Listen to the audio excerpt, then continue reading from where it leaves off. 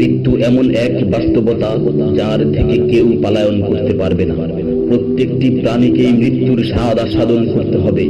আল্লাহ তাআলা পবিত্র কালামে মাজিদে ইরশাদ করেন, কুল্লু নাফসিন যায়িকাতুল মাউত, প্রতিটি প্রাণী ওই মৃত্যুর স্বাদ আস্বাদন করবে। কুল ইন্নাল মাউতাল্লাযী তাফিররুনা মিনহু ফাইন্নাহু মুলাকীকুম, হে নবী আপনি বলে দিন, মৃত্যু যার থেকে তোমরা পলায়ন করছো সে অবশ্যই তোমাদের সাথে সাক্ষাৎ করবে। আইনামা তাকুনু ইউদরিকুমুল মাউত ওয়ালাউ কুনতুম ফি বুরুজিম মুশাইয়াদা, তোমরা যেখানেই থাকো না কেন মৃত্যু তোমাদেরকে পাকড়াও করবেই, যদিও তোমরা সূর্য দুর্গে অবস্থান করো।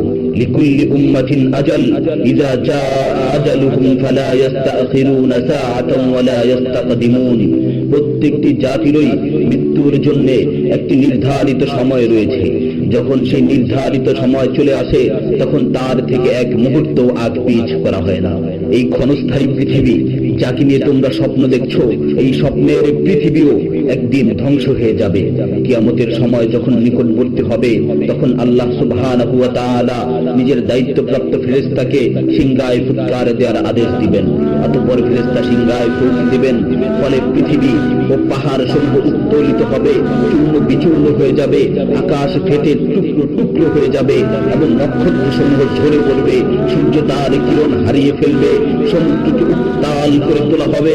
সেদিন কিয়ামতের ভূমিকম্প ও কিয়ামতের ভয়াবহ অবস্থা দেখে সকলেই মৃত্যুবরণ করবে। আল্লাহ তাআলা বলছেন, ইয়া আইয়ুহান নাসু তাকু রাব্বাকুম ইন্না যালজালাতাস সাআতি শাইউন আযীম ইয়াওমা তারাউনাহা তাযহালু কুল্লু মুরদি'াতিন আম্মা রাদা'আত ওয়া তাদ'উ কুল্লু যাতি হামলিন হামলাহা ওয়া তারান নাসা সুকারা ওয়া মা হুম বিসুকারা ওয়ালাকিন্না আযাবাল্লাহি শাদীদ। হে মানুষ, তোমরা তোমাদের প্রতিপালককে ভয় করো। নিশ্চয়ই কিয়ামতের প্রকম্পন এক ভয়ঙ্কর ব্যাপার। সেদিন তোমরা দেখবে প্রত্যেক স্তন্যদানকারিণী আপন দুগ্ধপোষ্য শিশুকে ভুলে যাবে এবং প্রত্যেক গর্ভধারিণী তার গর্ভপাত করে ফেলবে। তুমি দেখবে মানুষকে পাগলের মতো, আসলে ওরা পাগল নয়, তবে আল্লাহর আযাবই হবে কঠিন।